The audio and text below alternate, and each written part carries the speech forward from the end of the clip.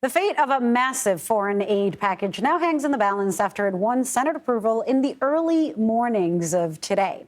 Senators approved the $95 billion legislation by a vote of 70 to 29 in a major bipartisan victory for the upper chamber. But the bill now advances to the House, where it faces steep opposition from a number of Republicans, and that includes Speaker Mike Johnson. The responsibility now falls on Speaker Johnson and House Republicans to approve this bill swiftly. And I call on Speaker Johnson to rise to the occasion, to do the right thing, bring this bill to the floor. And here's the thing. Senate Minority Leader Mitch McConnell also released a statement after the foreign aid bill passed, saying that the Senate will not neglect the nation's national security responsibilities and, quote, did not blink in addressing them today. CBS News congressional correspondent Nikole Killion is always there covering it for us in Capitol Hill and breaking it all down. Nikole, we know that a number of Republicans in the House are opposed to this bill. That includes the Speaker. So why did as many as 22 Senate Republicans, including the Minority Leader, vote in favor of it? Well, keep in mind, both in the House and the Senate, there continues to be bipartisan support for Ukraine, for Israel, for many of the components of this package, support for the Indo-Pacific, as well as humanitarian assistance in Gaza. So for some of those reasons, that is why you saw a chunk of Senate Republicans approve this package. Those who are opposed made their views known pretty much overnight in those wee early morning hours. In essence, their concerns continue to be the fact that, no border provisions were really included as part of this package. And many Senate Republicans who oppose this package feel that Ukraine funding should have been used as leverage to kind of force the administration's hand more on the border. Obviously, they didn't like that negotiated package that was forged between Senators Langford, Sinema, and Murphy.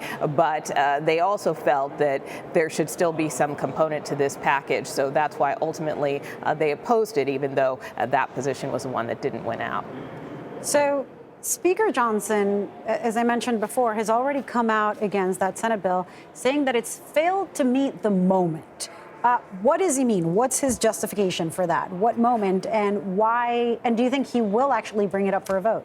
Well, it's kind of that same argument. Many congressional Republicans stand firm that, look, if we're going to send all this $60 billion worth of funding to Ukraine, which is part of this $95 billion supplemental, that we still need to deal with our own borders first. And because this package doesn't address that, that is why you are seeing the Speaker kind of pour cold water on it. But then it also begs the question, again, they had a plan that was on the table that was negotiated after months of talks, between a bipartisan group of senators. And yes, while they may not have liked that package, why not move forward with this? And certainly that is the question that the Speaker is facing. And Leader Schumer, as you heard in that soundbite, alluding to the fact that he may talk to the Speaker and really try to impose upon him the importance of trying to step up and support the package. The White House also making clear a short time ago in a briefing that there is no magic pot of money to continue funding Ukraine. So they believe that this funding is critical, again, not only for Ukraine, but for Israel. They said these are both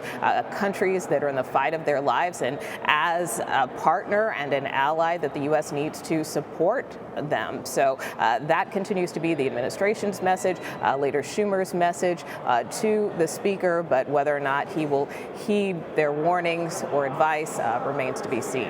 And Nikole, before I let you go, I know that the House is also expected to once again try to impeach Homeland Security Secretary Alejandro Mayorkas. What is the point, since that already failed, and does it have a greater chance now?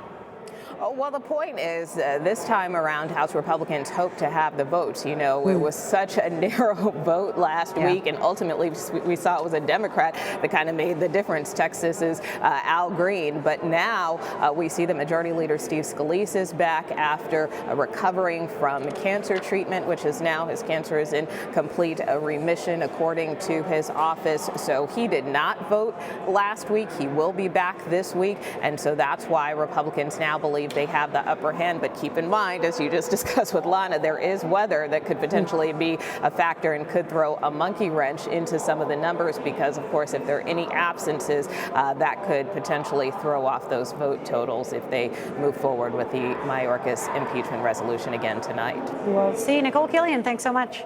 You bet.